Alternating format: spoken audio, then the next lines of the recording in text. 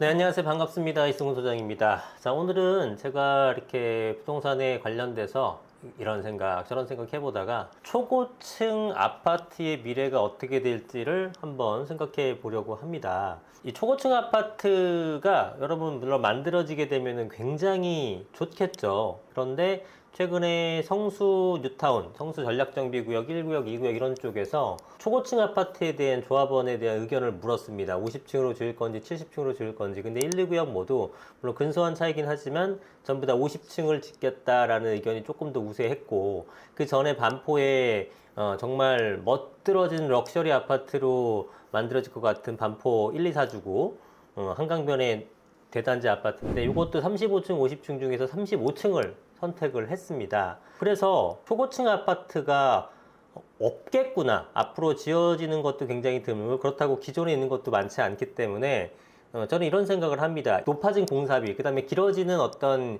공사 기간에 대한 부담에도 불구하고 고층 아파트를 짓게 되면은 굉장한 희소 가치가 생기게 되면서 추가 분담금 같은 거는 엄청나게 높아지는 부담만 견뎌낼 수 있으면 그 이상의 가치가 생겨날 것 같다는 판단이 듭니다. 왜냐면 예전만 하더라도요, 초고층이 우후죽순만 생기려고 했었습니다.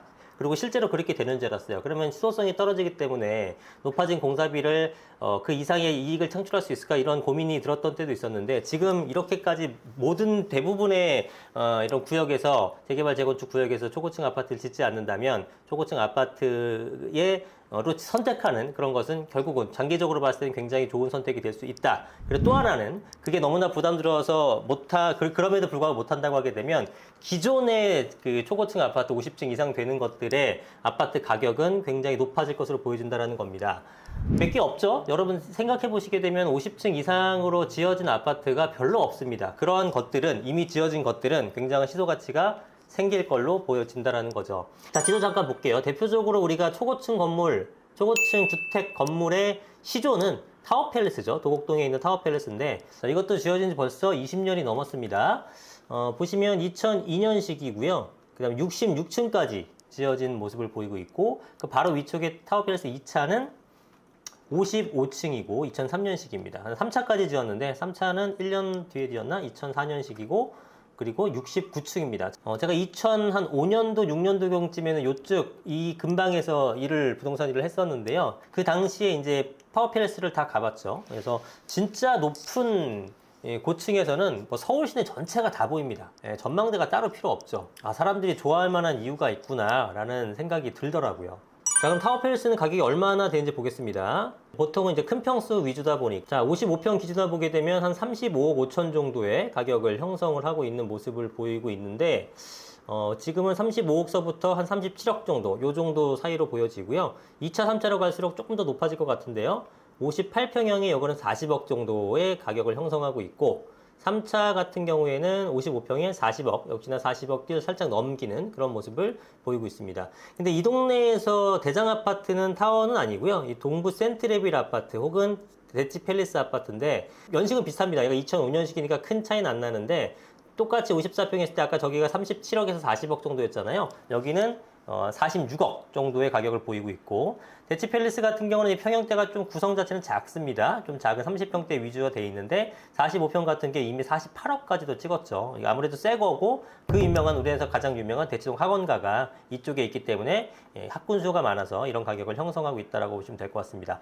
앞으로 이 동네가 아시겠지만 우선미 아파트라든가 한보 음마 아파트라든가 이런 것들이 재건축을 통해서 새 아파트가 되게 되면은 가격을 또 리딩하게 되면서 이쪽 단지들의 가격도 똑같이 올라가는 모습을 보일 걸로 예상이 됩니다. 자, 그래서 지금 타워팰리스를 지나서 강남에도 그렇게 높은 아파트가 없어요. 50층 이상을 우리가 기준을 한다면 없죠. 그리고 이제 송파 쪽으로 넘어오면은 지금은 없으나, 지금은 이제 50층 정도 되는 것들은 없지만, 이제 주공 아파트, 잠실 주공 5단지가 70층, 일부 동에서는 70층까지 지어지는 걸로 지금 그 계획이 되어 있고요. 그러니까 이제 정말 우리가 많은 것 같지만 생각해 보게 되면은 높은 단지들이 없습니다. 그래서 여기가 이제 성수 뉴타운인데 1, 2, 3, 4구역이 있는데요. 보통 다 70층 정도 짓고 뭐 사구역은 77층인가 짓고 막 이런 계획들이 있었습니다만 지금 공사비가 너무나 증액되고 추가적으로 공사 기간이 늘어지게 되면서 거기에 대한 금융 비용도 또 수천억이 들어갑니다. 부담은 되죠. 조합원들이 내려 그러면은 와, 그 금액만 하더라도 얼마입니까? 예, 뭐 매덕 이상을 더 분담금을 납부를 해야 되니 제가 볼 때는 6천억, 7천억 이러게 되면은 한 4억에서 5억 정도는 더 내야 될 것 같습니다. 예, 근데 지금도 부담스러울 수 있는데 예를 들어 지금이 분담금이 한 4억이다, 5억이다 이러면은 뭐 9억이나 10억을 내야 된다는 얘기니까 부담은 물론 되죠. 개인적으로 좀 아쉽습니다. 높다란 빌딩이 있으면은 예, 좀 뭐 내 거는 아니지만 좀 보기에 좋을 것 같은데 하여튼 조합원들의 선택이 지금 현재 그러한 모습들이고요. 트리마제는 50층이 살짝 안 됩니다. 지금 얘는 47층인가 그렇습니다. 층수가 안 나왔네요. 47층 정도 되고요. 그리고 이쪽에 고층 뭐 가보면 정말 고개를 빳빳이 들어 볼 수 있는 아크로서울 포레스트 아파트라든가 갤러리아 포레 같은 것들도 층수로는 지금 50층이 되진 않습니다. 근데 얘네들은요 실제로 보여지는 평수보다 높이는 훨씬 높습니다. 예를 들어 200m를 지었는데 그거를 70층으로 지을 수도 있고요. 그 다음에 50층으로 지을 수도 있고 30층으로 지을 수도 있죠. 층고를 높게 하고 고급화하게 되면은. 그죠? 네, 그런 면에서 갤러리아 포레라든가 아크로서울 포레스트 같은 경우는 높이가 상당합니다. 그런데 층은 그러니까 고급화를 지향하다 보니까 층고를 높였다는 얘기입니다. 그러면 이건 층하고 상관없이 우리가 지금 제가 생각하는 희소성이라는 초고층 아파트는 높이에서 바라보는 뷰이기 때문에 이런 건 층수가 50층 이상의 초고층이라고 평가받지 않는다 하더라도 그 높이가 이미 다른 지역에서 60층, 70층 높이가 되기 때문에 이러한 아파트 고층도 굉장한 프리미엄을 가질 것으로 예상이 되죠. 높이 기준이니까. 그리고 이제 외곽으로 가게 되면은 뭐 보나마나 할 것이 없을 거고요. 없죠. 별로 없습니다. 그래서 여기 뭐 파크타워나 시티파크 이런 것들도 40층대, 30층대고 첼리투스가 있죠. 첼리투스가 이게 56층입니다. 56층 아파트고 이제 세계동이 중간에 그 브릿지를 연결한 그런 형태의 모습 왔다 갔다 하면서 뭐 강변북로라든가 올림픽대로 타면서 보셨던 분들이 많을 텐데요. 이러한 아파트들도 이게 이제 56층 오세훈 시절, 그러니까 전임, 지금 말고 예전 오세훈 시절 때 허가가 난 건데 그 이후에 박원순 시장이 들어오게 되면서 35층을 만들었잖아요. 35층 이상 하지 말아라. 아니 뭐 경관을 가리니까. 그러다 보니까 이렇게 발표가 됐을 때 이미 56층 지어졌던 텔리투스가 가격이 하루아침에 3억, 4억이 한 번에 뛴 적이 있었습니다.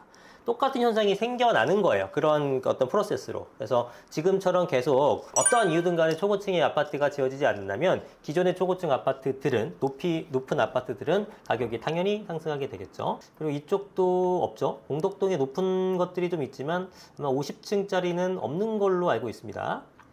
그리고 이제 합종 이쪽도 없고요. 그리고 여의도 쪽에는 이제 나올 것들이 있죠.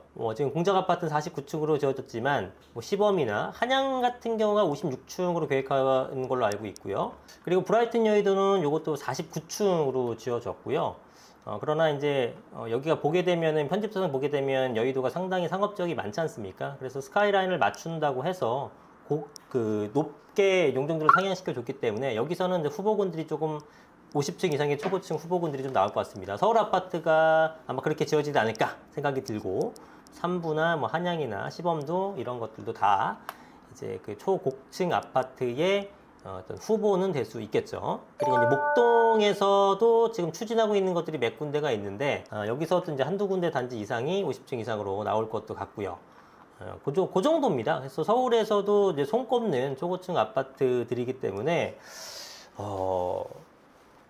기존의 초고층 아파트 된 것들의 어떤 가격 상승 기대가 되고 그리고 신규로 초고층 아파트로 지어질 수 있는 그러한 것들도 장기적인 차원이겠습니다만 완공 후에는 굉장한 가격 형성이 될 걸로 보여집니다. 그래서 서울은 공급 부족이 굉장히 심화되고 있는데 결국은 이게 어떤 초고층 아파트도 그렇고 기존의 서울의 아파트들도 그렇고 가격이 올라가는 것들이 물리적인 상황이 더 좋아져서 그런 게 아니지 않습니까? 오히려 시간이 지나게 되면 감가가 되는 거고 그럼 일반적인 제품은 가격이 하락하는 건데 아파트나 이런 것들 서울의 아파트 같은 건 왜 가격이 오르냐 하면은 수요는 꾸준한데 거기에 맞는 수급 밸런스가 안 맞는 거지 않습니까? 공급이 부족하게 되니까. 그런데 초고층 아파트를 원하는 사람은 굉장히 많으나 그 공급 자체는 엄청나게 부족하게 될 것으로 보여지기 때문에 향후의 가격 상승이 클 것으로 기대가 된다는 겁니다.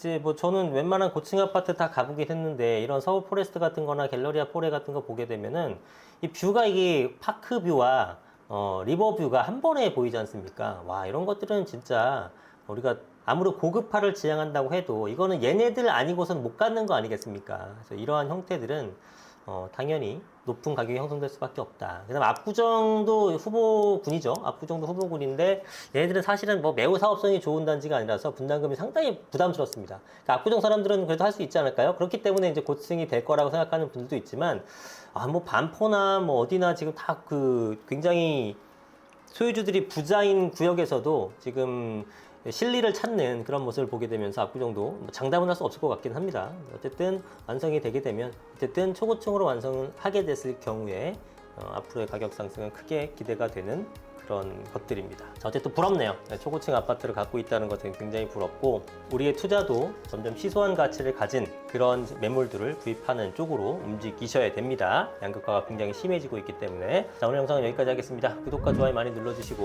더 좋은 영상으로 찾아뵙도록 하겠습니다. 감사합니다. 이승훈 소장이었습니다.